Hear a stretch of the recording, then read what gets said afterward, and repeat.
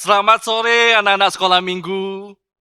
Karena sudah tiba saatnya kita akan segera memulai ibadah sekolah minggu online pada sore hari ini. Saya undang kita sama-sama bangkit berdiri, anak-anak bangkit berdiri semuanya. Kita akan menyanyikan dari Selamat Sore Bapak.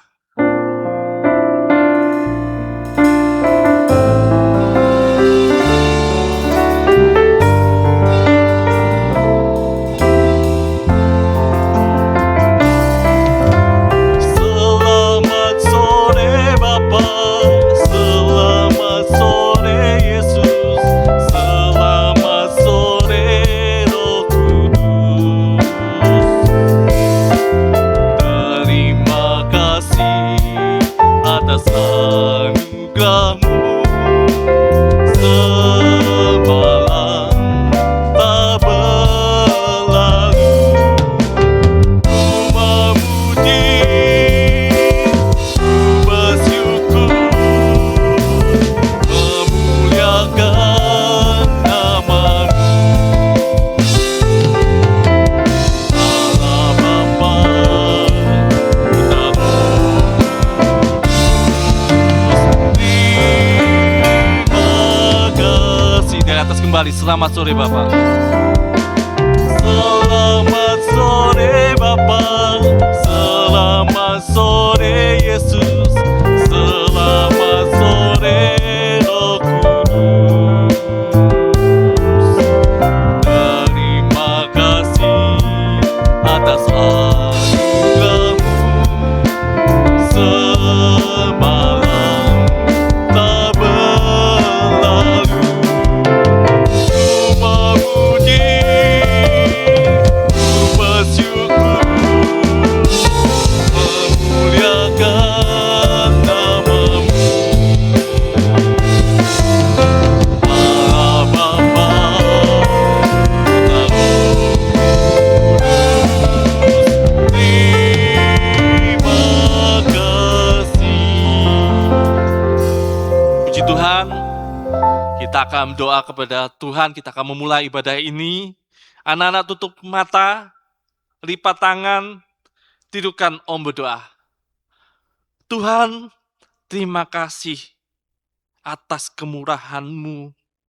Kami bisa berkumpul pada sore hari ini untuk memuji, memuliakan nama Tuhan.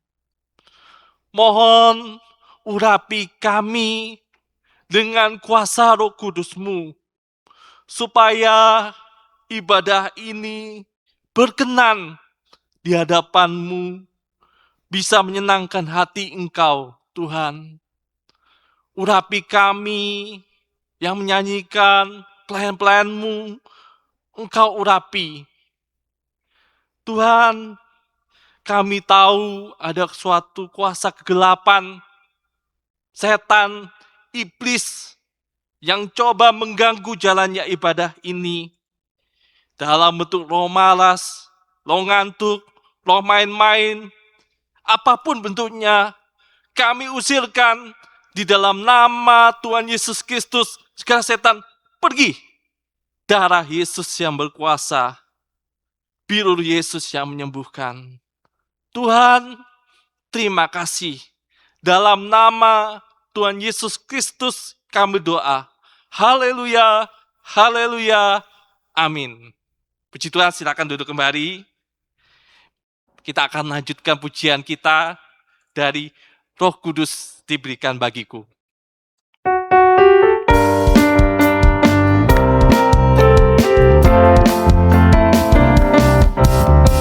Roh Kudus diberikan bagiku, Roh Kudus diberikan bagimu, Roh Kudus diberikan bagi kita tiap orang percaya.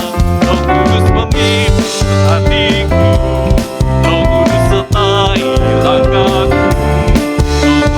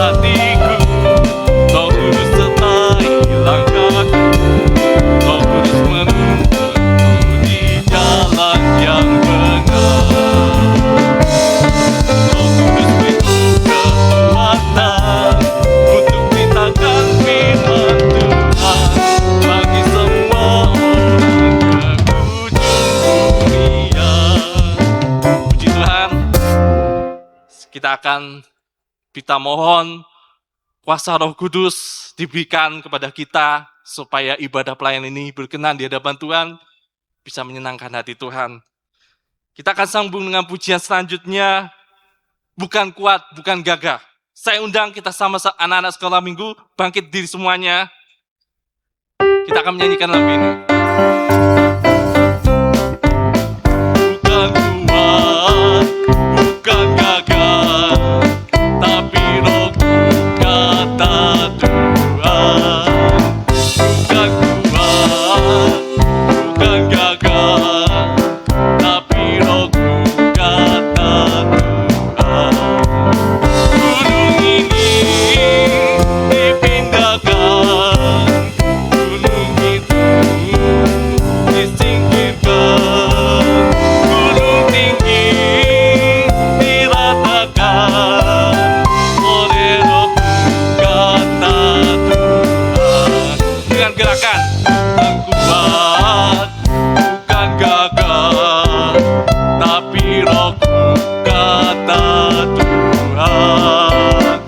Bukan kuat, bukan gagah, tapi Rohku kata Tuhan.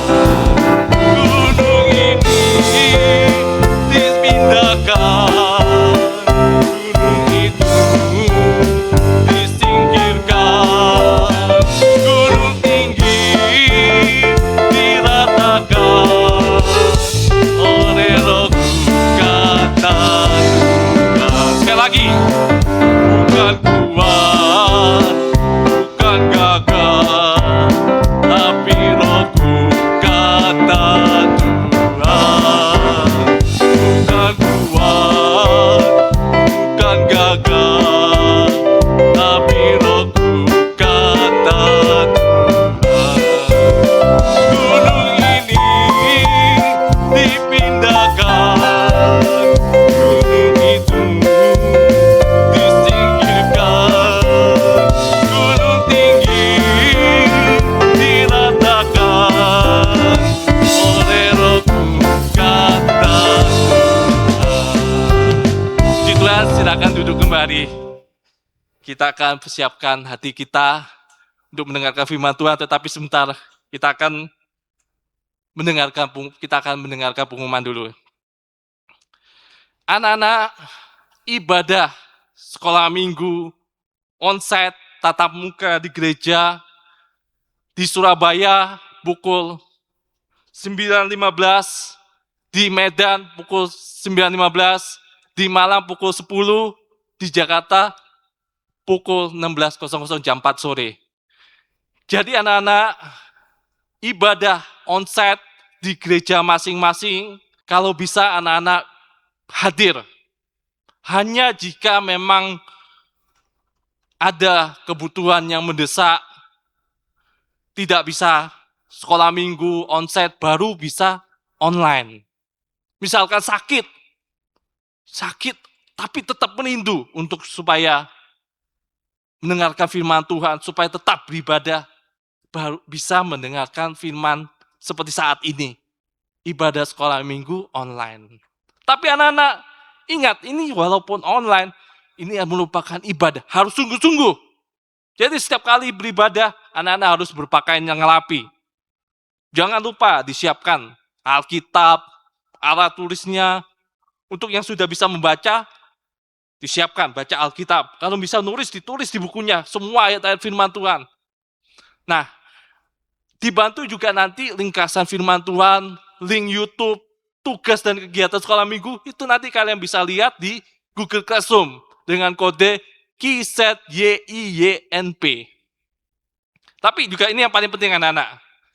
Anak-anak sekolah minggu yang ikut orang tua beribadah di gereja hari Minggu, mungkin hari Selasa atau hari Kamis, mungkin di gereja masing-masing. Anak-anak tidak boleh mengganggu orang tua. Tidak boleh ramai, tidak boleh jalan-jalan, tidak boleh ribut, tidak boleh lari. Anak-anak itu harus jadi anak yang baik, anak yang manis. Anak-anak itu harus duduk manis untuk ikut mendengarkan firman Tuhan bersama orang tua kakak-kakak kalian. Jadi anak-anak, Jadilah anak Tuhan, anak-anak sekolah minggu yang manis, bisa taat dengar-dengaran. Kita akan mendengarkan firman Tuhan, kita siapkan hati kita akan menyanyikan Roh Kudus yang manis. Saya undang anak-anak sekolah minggu bagi berdiri semuanya.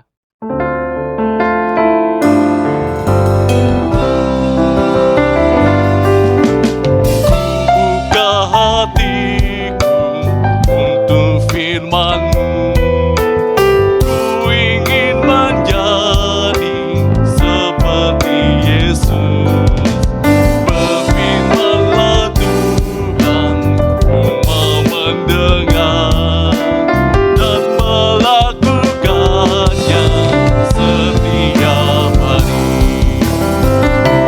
Roh Kudus yang manis, tolong aku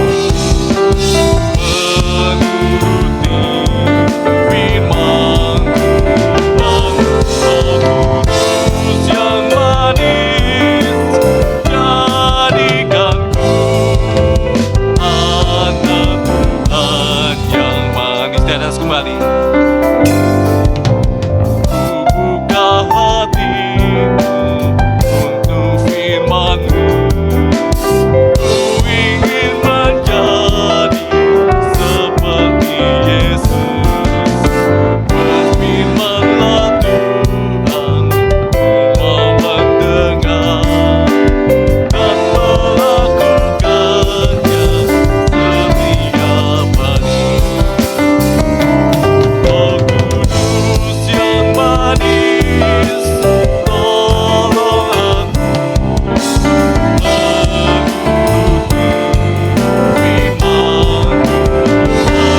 Roh Kudus yang manis, jadikanku anak Tuhan yang manis. Terus sekali lagi. Roh Kudus yang manis, tolong aku menuruti firman Tuhan.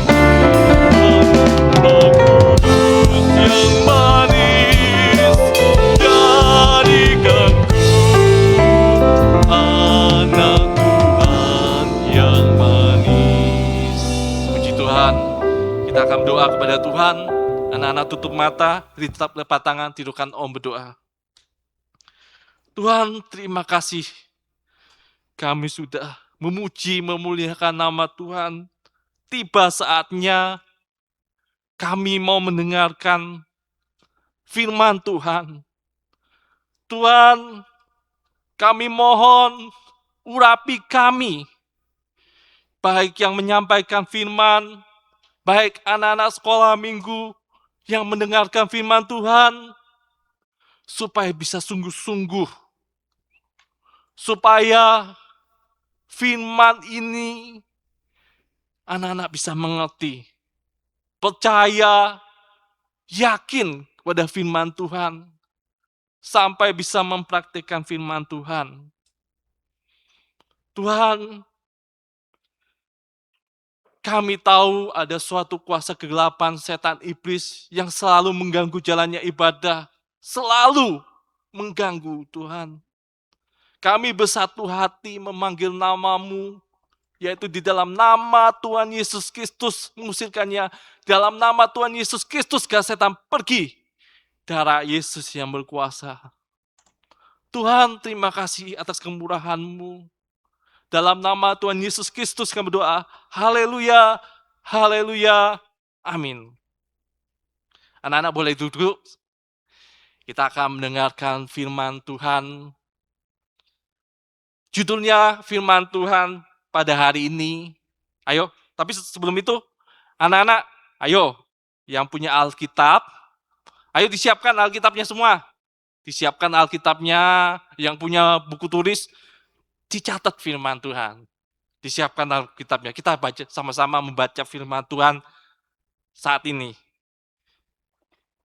Kita baca dari Perjanjian Lama, dari kitab Dua Raja-Raja. Anak-anak yang sekolah minggu yang punya Alkitab, ayo disiapkan Alkitabnya semua. Disiapkan Alkitabnya. Kita baca sama-sama membaca firman Tuhan saat ini. Kita baca dari Perjanjian Lama, dari kitab Dua Raja-Raja. Dua Raja-Raja. Anak-anak yang sekolah minggu yang punya masih kecil yang masih belum bisa membaca bisa melihat slide gambar yang disediakan. Judulnya firman Tuhan hari ini adalah Elia naik ke surga. Kita baca di 2 Raja-Raja 2 ayat 1 sampai 15. Om bacakan ya. 2 Raja-Raja ayat 1 sampai 15. Ayat pertama. Menjelang saatnya Tuhan hendak menaikkan Menjelang saatnya Tuhan hendak menaikkan Elia ke surga dalam angin badai. Elia dan Elisa sedang berjalan dari Gilgal. Jadi Nabi Elia pada saat itu berjalan dengan muridnya, yaitu Elisa, sedang berjalan dari Gilgal. Ayat yang kedua, berkatalah Elia kepada Elisa, baiklah, tinggal di sini sebab Tuhan mengutus aku ke Betel. Tetapi Elisa menjawab, demi Tuhan yang hidup dan demi nyawamu sendiri, sesungguhnya aku tidak akan meninggalkan engkau. Lalu pergilah mereka ke Betel. Ayat yang ketiga, pada waktu itu keluarlah rombongan nabi yang ada di Betel menemui Elisa. Lalu berkatalah mereka kepadanya, tahukah engkau bahwa pada hari ini Tuhanmu akan diambil daripadamu oleh Tuhan, terangkat ke surga? Jawabnya, aku tahu juga, diamlah. Ayat yang keempat, berkatalah Elia kepadanya, hai Elisa, baiklah tinggal di sini, sebab Tuhan mengutus aku ke Yeriko. Tetapi jawabnya, demi Tuhan yang hidup dan demi nyawamu sendiri, sesungguhnya aku tidak akan meninggalkan engkau. Lalu sampailah mereka di Yeriko. Ayat yang kelima, pada waktu itu mendekatlah rombongan nabi yang ada di Yeriko dan kepada Elisa dan serta berkata kepadanya, tahukah engkau bahwa pada hari ini Tuhanmu akan diambil daripadamu oleh Tuhan terangkat ke surga? Jawabnya, aku tahu juga, diamlah. Ayat yang keenam, berkatalah Elia kepadanya, baiklah tinggal di sini, sebab Tuhan mengutus aku ke sungai Yordan. Jawabnya, demi Tuhan yang hidup dan demi nyawamu sendiri, sesungguhnya aku tidak akan meninggalkan engkau. Lalu berjalanlah keduanya, Elia dan Elisa berjalan. Ayat yang ketujuh, 50 orang dari rombongan nabi itu juga berjalan. Ikut juga berjalan. Tetapi mereka berdiri memandang dari jauh. Ketika keduanya berdiri di tepi sungai Yordan. Ayat yang ke-8, lalu Elia mengambil jubahnya, digurungnya, dipukulkannya ke atas air itu, maka terbelahlah air itu ke sebelah sini dan ke sebelah sana. Sehingga menyeberanglah keduanya di tanah yang kering. Ayat yang ke-9, dan sesudah mereka menyeberang, berkatalah Elia kepada Elisa, mintalah apa yang hendak kau kulakukan kepadamu sebelum aku diambil daripadamu. Jawab Elisa, biarlah kiranya 2 bagian dari rohmu ada padaku. Berkatalah Elia, yang kau pinta itu adalah sukar. Tetapi jika engkau dapat melihat aku tersentak daripadamu, akan terjadilah kepadamu seperti yang demikian. Jika tidak akan terjadi. Ayat 11, sedang mereka berjalan terus dan sambil berkata-kata, tiba-tiba datanglah kereta berapi dengan kuda berapi, memisahkan keduanya. Lalu naiklah Elia ke surga dalam angin badai. Ayat yang ke-12, ketika Elisa melihat itu, berkatalah ia, Bapak, kereta Israel dan orang-orangnya yang berkuda. Dan tidak dilihatnya lagi, lalu direnggutnya pakaiannya dan dikoyakkan menjadi 2 bagian. Ayat yang ke-13, sesudah itu dipungutnya, ayat yang ke-13, sesudah itu dipungutnya jubah Elia yang telah terjatuh. Lalu ia berjalan pulang dan berdiri di tepi sungai Yordan. Ayat yang ke-14, ia mengambil jubah Elia yang telah terjatuh itu, dipukulkannya ke atas saya sambil berseru, di manakah Tuhan Allah Elia? Ia memukul air itu, lalu terbelah ke sebelah sini dan sebelah sana. Maka menyeberanglah Elisa. Ayat yang 15, ketika rombongan nabi dari Yeriko itu melihat dia dari jauh, berkatalah mereka, loh, Elia telah hinggap kepada Elisa. Mereka datang menemui dia, lalu sujudlah mereka ke tanah di depannya.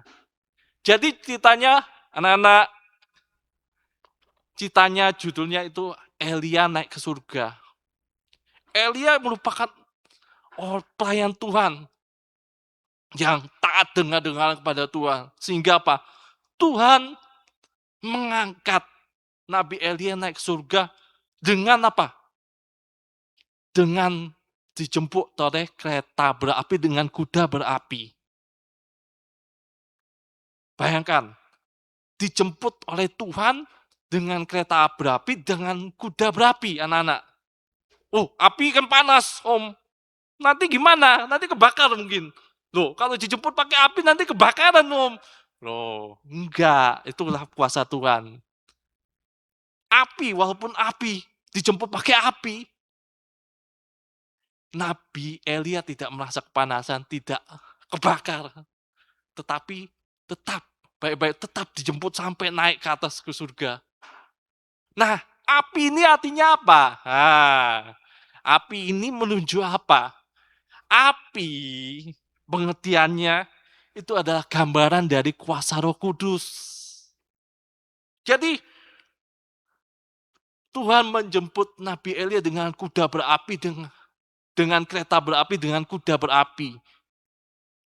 Tuhan memenuhi segala kehidupan dari Nabi Elia ini dengan Roh Kudus. Dipenuhi sampai diangkat, sampai disucikan, sampai sempurna, sampai layak naik ke surga. Nah, seperti anak-anak masih ingat cerita ada saat pencurahan Roh Kudus di Yoteng Yerusalem. Anak-anak siapa yang masih ingat? Kalau belum ingat, bisa dibaca di Kisah Rasul ya. Ayo kita sama-sama baca ya. Di Kisah Rasul, ayo dibuka Alkitabnya, kita baca di Perjanjian Baru. Kisah Rasul 2 ayat 3. Kisah Rasul 2, Kisah Para Rasul 2 ayat 2, pasal 2 ayat 3. Dan tampaklah kepada mereka lidah-lidah seperti nyala api yang bertebaran dan hinggap kepada mereka masing-masing. Dan tampaklah kepada mereka lidah-lidah seperti nyala api yang bertebaran dan hinggap pada mereka masing-masing. Jadi pada saat pencurahan Roh Kudus, seperti juga sama seperti Nabi Elia, rasul-rasul diselimuti ada api, nyala api. Mereka menutupi mereka, tapi mereka tidak terbakar. Bahkan apa? Bukannya terbakar, tapi mereka dipenuhi oleh Roh Kudus. Mereka nanti bisa dibaca di ayat selanjutnya, mereka bisa berbahasa roh. Berbahasa yang seperti yang diajarkan oleh Roh Kudus. Bisa menyembah Tuhan, bisa bersaksi, bisa kuat hati dan teguh hati. Jadi seperti itu. Api adalah gambaran dari kuasa Roh Kudus. Nah, Nabi Elia dipenuhi oleh Roh Kudus. Kita juga sebagai anak Tuhan juga harus, makanya kita dari tadi, dari pertama mulai minta Roh Kudus, minta Roh Kudus, minta Roh Kudus, minta Roh Kudus. Kenapa? Supaya Tuhan memberkati, Tuhan mengurapi kita. Nah, prakteknya apa? Kalau diurapi Roh Kudus, prakteknya diurapi oleh Roh Kudus, dipenuhi oleh Roh Kudus seperti Nabi Elia apa? Kita baca prakteknya. Di Roma 12 ayat 11. Om bacakan. Roma 12 ayat 11. Janganlah kendaknya kerajinanmu kendor. Biarlah rohmu menyala-nyala dan layanilah Tuhan. Janganlah hendaknya kerajinanmu kendor dan biarlah rohmu menyala-nyala dan layanilah Tuhan. Jadi anak-anak, praktek diurapi oleh Roh Kudus, praktek kepenuhan Roh Kudus, prakteknya apa? Bisa setia dan berkobar-kobar, beribadah melayani Tuhan. Bisa setia dan berkobar-kobar, beribadah melayani Tuhan sampai garis akhir. Yaitu apa? Sampai kita bisa meninggal, sampai kita misalkan meninggal dunia, sampai tua, sampai Tuhan datang. Kita bisa tetap setia berkobar-kobar melayani Tuhan. Itu yang namanya dipenuhi, diurapi oleh Roh Kudus. Setia dan berkobar-kobar dalam ibadah pelayanan. biarlah rohmu menyala-nyala. Menyala-nyala, api berarti. Jadi, kalau anak-anak sekolah minggu males-malesan, dengarkan firman Tuhan, aduh ngantuk. Mau sekolah minggu, waduh jam 4, mau sekolah minggu. Nanti aja wis, lebihin dikit. Nanti kalau sudah mau selesai baru disetel. Oh, jangan. Atau pada waktu sekolah minggu, ibadah sekolah minggu sekarang ini, anak-anak lari sana, lari sini. Satu sambil pegang HP-an. Atau sambil mengerjakan main game. Tidak sungguh-sungguh beribadah melayani Tuhan. Itu bahaya loh. Bahaya. Kenapa anak-anak? Bukannya yang datang kereta berapi atau kuda berapi, yang datang itu apa? Bukannya kuda berapi, dijemput Tuhan kuda berapi atau kereta berapi, tetapi yang datang itu apa? Kereta dan dengan kuda dari apa? Prajurit Firaun. Bahaya makanya. Ada yang negatif, ada yang bahaya akibatnya. Kalau malas tidak setia berkobar-kobar, menjadi seperti kereta kuda dengan kereta kuda yang tidak ada apinya. Itu bedanya. Kereta sama-sama kereta, sama-sama ada kudanya, tapi tidak diselimuti api. Itu seperti punyanya Firaun. Siapa yang di sini masih ingat ceritanya Firaun? Firaun merupakan raja orang Mesir. Raja yang jahat. Suka menindas bangsa Israel. Jadi Firaun itu adalah gambaran dari setan. Jahat sekali. Nah, dibaca. Nasibnya apa? Kalau menjadi seperti kereta dengan kuda Firaun yang dimiliki oleh Firaun. Nasibnya seperti apa? Kita baca di Keluaran 14 ayat 28. Keluaran 14 ayat 28. Berbaliklah segala air itu, lalu menutupi mereka, tutupi kereta, dan orang berkuda dari seluruh pasukan Firaun. Seorang pun tidak ada yang tinggal dari mereka. Berbaliklah segala air itu, lalu menutupi kereta, dan orang berkuda dari seluruh pasukan Firaun. Seorang pun tidak akan tinggal dari mereka. Jadi seperti pasukan kereta dengan berkuda dari pasukan Firaun, mereka tenggelam di lautan. Anak-anak masih ingat ceritanya tentang Musa pada saat menyeberang laut kosong, membelah air terbelah seperti tadi yang dilakukan oleh Nabi Elia dan Nabi Elisa di Sungai Yordan. Jadi pada waktu itu lautan kosong, laut itu terbelah. Mereka berjalan di tanah yang kering, seperti itu. Nah, pasukan Firaun dengan kereta berkudanya mengejar Musa dan bangsa Israel. Mereka mengejar. Tapi pada saat di tengah-tengah, laut itu menutup kembali. Mereka pun tenggelam semuanya. Jadi itu nasib. Kalau malas, tidak berkobar-kobar dalam ibadah pelayanan itu seperti kereta berkuda, seperti pasukan Firaun. Bukannya naik ke surga, tapi tenggelam. Binasa dalam lautan dunia ini. Sampai binasa, sampai ke neraka. Jadi anak-anak hati-hati. Anak-anak harus kalau malas, minta, Tuhan udah pisah dengan kuasa Roh Kudus-Mu. Harus setia berkobar-kobar kepada Tuhan. Nah, kalau tidak setia makan jadi seperti kereta berapi, kereta kuda pasukan Firaun yang tenggelam dalam lautan. Binasa selamanya. Nah,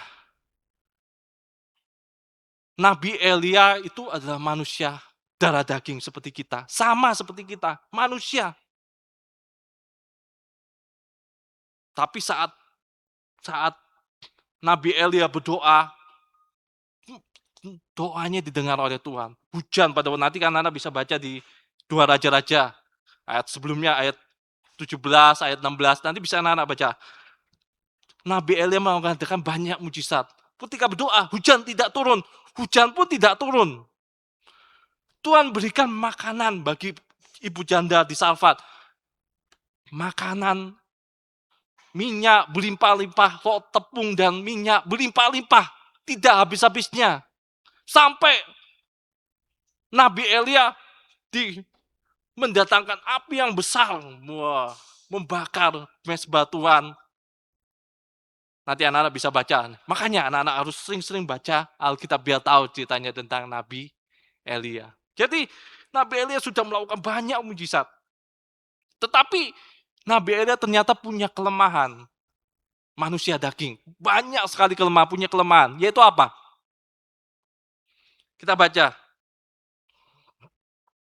Di 1 Raja-Raja 19 ayat 3 sampai 4. Ayat 3. Maka takutlah ia, lalu bangkit dan pergi menyelamatkan nyawanya. Dan setelah sampai ke Berseba, yang termasuk wilayah Yehuda, ia meninggalkan bujangnya di sana. Ayat 4. Tetapi ia sendiri masuk ke padang gurun sehari perjalanan jauhnya, lalu duduk di bawah sebuah pohon ara. Lalu kemudian ia ingin mati, katanya. Cukuplah itu. Sekarang ya Tuhan, ambillah nyawaku. Sebab aku ini tidak lebih baik daripada nenek moyangku. Jadi pada saat itu, Nabi Elia merasa takut. Takut pada waktu itu Ratu Isabel mengancam nyawanya.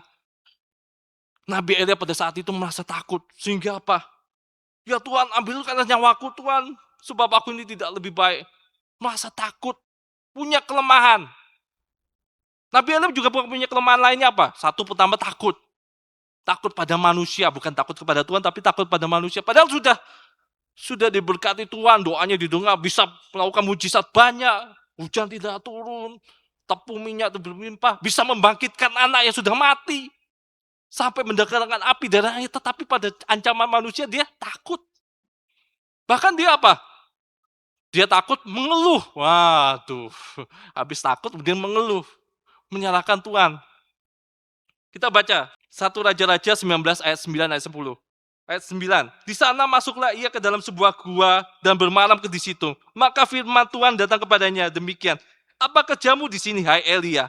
Jawabnya, aku bekerja segiat-giatnya bagi Tuhan, Allah semesta alam. Karena orang Israel meninggalkan perjanjianmu, meruntuhkan mezbah-mezbahmu, dan membunuh nabi-nabimu dengan pedang.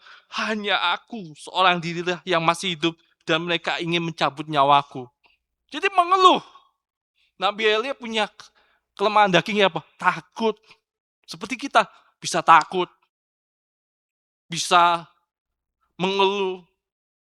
Saat misalkan,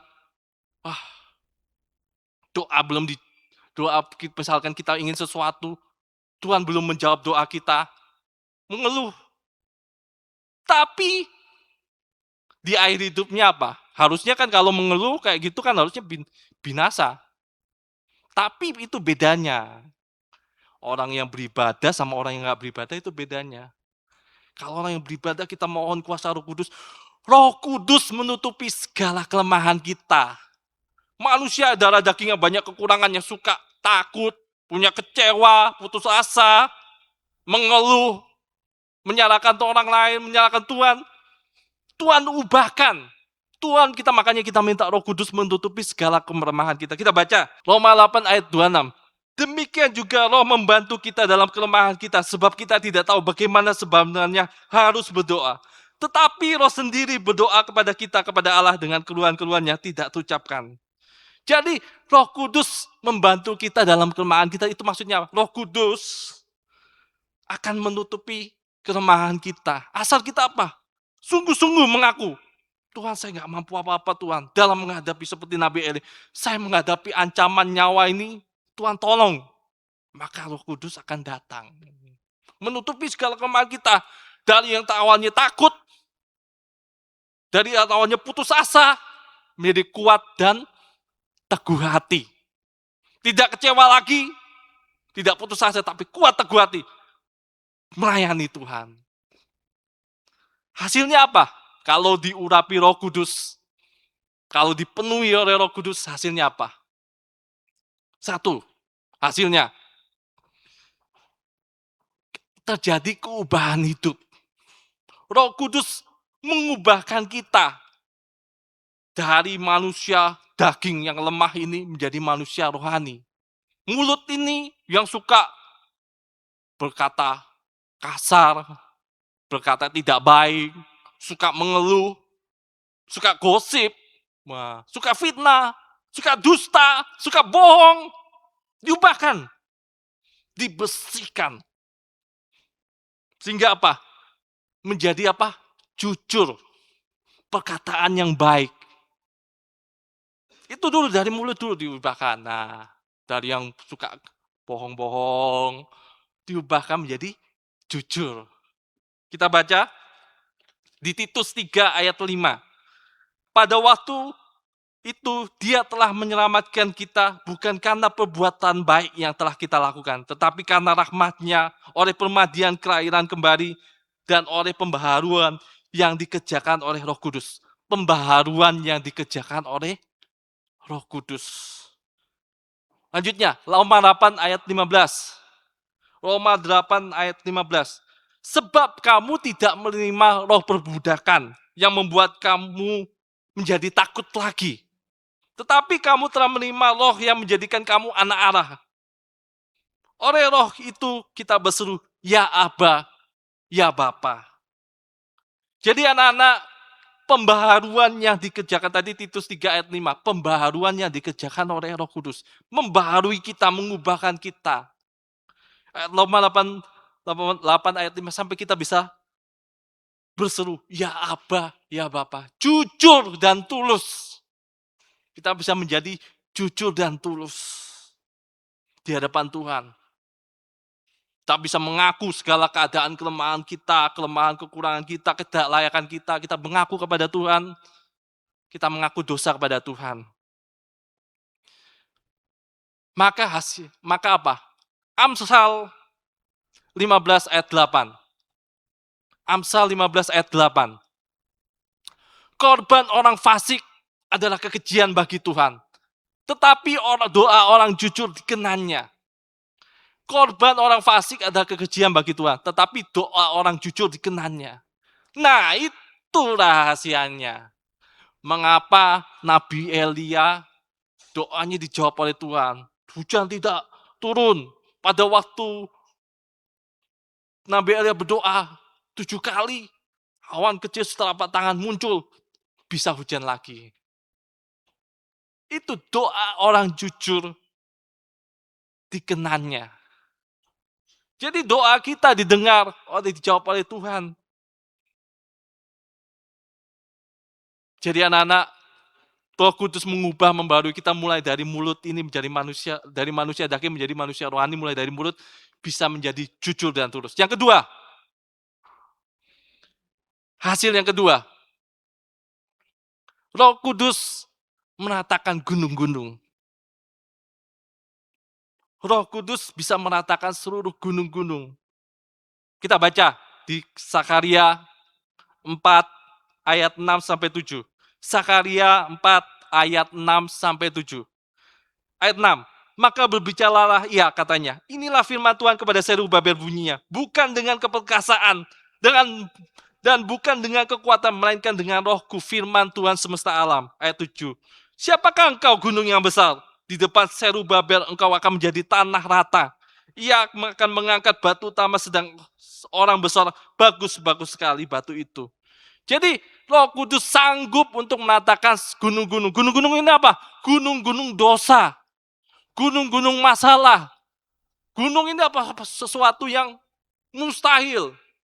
Bagaimana caranya kita menatakan gunung-gunung? Di depan kita, misalkan di depan ada gunung besar, kita cuma bagaikan mungkin semut, bagai kecil sekali di hadapan gunung. Gunung adalah sesuatu yang mustahil. Menghadapi gunung dosa-dosa di akhir zaman, kita tidak mampu. Tapi kita mohon Roh Kudus bisa meratakan gunung-gunung dosa. Kita bisa bertobat, kita bisa mengaku dosa, kita bisa kembali kepada Tuhan. Sampai gunung-gunung masalah, masalah yang mustahil diratakan. Kalau diratakan artinya apa? Diselesaikan. Jadi Roh Kudus sanggup menyelesaikan semua masalah yang mustahil. Memberikan masa depan yang indah dan berhasil pada waktunya. Jadi pertama, mengubahkan kita menjadi perkataan yang bisa jujur dan tulus. Doa orang jujur dikenanya. Kedua, bisa meratakan gunung-gunung, menyelesaikan semua masalah kita. Yang ketiga, hasil yang terakhir. Hasil yang terakhir, Roh Kudus sanggup mengangkat kita. Roh Kudus sanggup mengangkat kita. Yang pertama membaru, yang kedua meratakan gunung-gunung, menyelesaikan semua dosa, masalah. Yang ketiga, sanggup mengangkat kita. Jadi seperti kita baca tadi, 2 Raja-Raja 2 ayat yang ke-11. Sedang mereka berjalan terus sambil berkata-kata, tiba-tiba datanglah kereta berapi dengan kuda berapi memisahkan keduanya. Lalu naiklah Elia ke surga dalam angin badai. Jadi seperti Nabi Elia diangkat ke surga, kita juga bisa diubahkan, disucikan terus-menerus, kita bisa diangkat. Pada saat kedatangan Tuhan Yesus yang kedua kali, kita bisa diangkat seperti Nabi Elia, kita bisa menjadi mempelai wanita Tuhan. Layak untuk menyambut kedatangan Tuhan, sampai kita bisa masuk Firdaus, sampai kita bisa masuk kerajaan surga yang kekal. Jadi anak-anak, Elia naik ke surga dengan kereta dan kuda berapi, kuasa Roh Kudus. Kita minta kuasa Roh Kudus, caranya gimana? Setia dan berkobar-kobar dalam ibadah pelayanan. Kalau tidak, seperti Firaun, tenggelam, binasa. Makanya kita minta Roh Kudus. Roh Kudus menutupi segala kelemahan kita. Kalau kita diurapi Roh Kudus, hasilnya membaharui kita. Yang kedua, menyelesaikan semua masalah. Yang ketiga, yang terakhir, mengangkat kita sampai kita masuk ke kerajaan surga yang kekal. Puji Tuhan, demikian firman Tuhan. Kita akan doa, anak-anak, sikap yang baik. Kita sungguh-sungguh berdoa kepada Tuhan. Tutup mata, tidurkan Om. Tuhan, terima kasih atas firman-Mu Tuhan. Kami mengaku kami banyak sekali kekurangan, kelemahan dalam diri kami Tuhan. Kami mohon urapi kami dengan Roh Kudus-Mu, supaya kami bisa menjadi anak-anak yang manis, yang baik, seperti Nabi Elia Tuhan. Bisa diubahkan menjadi jujur dan tulus di hadapan-Mu Tuhan, berkenan di hadapan-Mu Tuhan. Biar kami anak-anak sekolah minggu bisa mengerti, percaya yakin pada firman Tuhan, sampai kami bisa mempraktekkan firman-Mu Tuhan.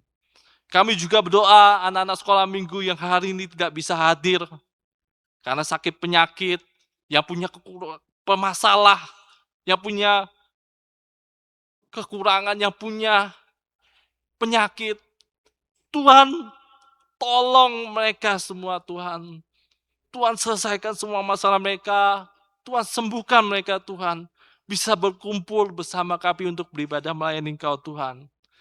Kami juga berdoa untuk orang tua kami, guru-guru kami, Bapak Gembala kami. Engkau berkati mereka Tuhan. Kau sucikan mereka. Kau selamatkan mereka Tuhan. Bisa bersama-sama untuk beribadah melayani Engkau Tuhan.